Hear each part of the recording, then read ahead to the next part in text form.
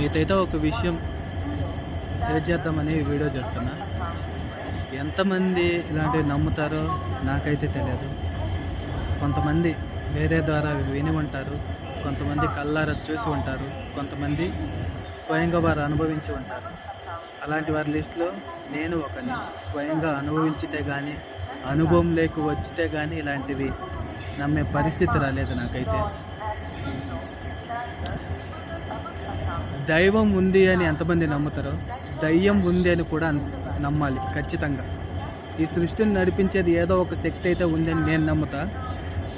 ఆ శక్తికి, ఆ పవర్కి మనం నమ్మే విధంగా ఒక్కొక్క దేవుడి పేరు మనం పెట్టుకుంటాం. హిందువులైతే శివుడు, విష్ణువు, ఇంకా సంథింగ్ పార్వతీదేవి, దుర్గాదేవి, బ్రహ్మరాంబ, సంథింగ్ ఏవో. సో క్రిస్టియన్స్ అయితే యేసు ప్రభువు, ముస్లిమ్స్ అయితే అల్లా.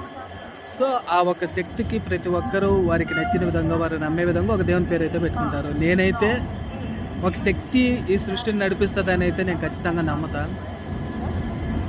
లాస్ట్ డిసెంబర్ నా లైఫ్లో, ఇది మీరు నమ్మినా నమ్మకపోయినా కూడా నేనైతే షేర్ చేసుకుందాం అనుకుంటున్నా.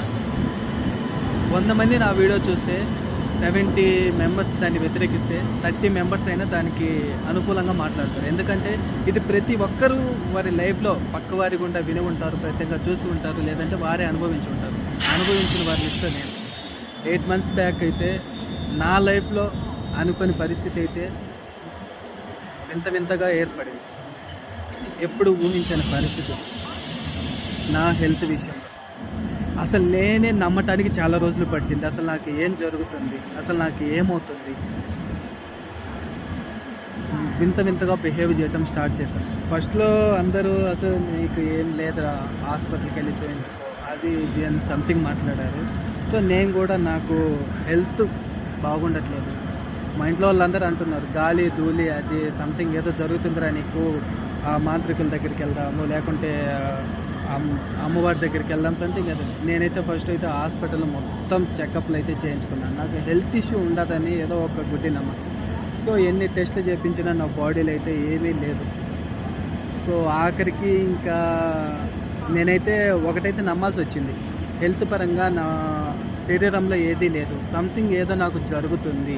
ఏం జరుగుతుందని నాకు కూడా అర్థం అవ్వట్లేదు. నేను ఎలా బిహేవ్ చేస్తున్నా కూడా నాకు తెలియటం లేదు. ఒక నాకు 8 months బ్యాక్ చెప్తా, ఇంకా చెప్తా. నేను క్లారిటీగా చెప్పలేకపోతున్నా.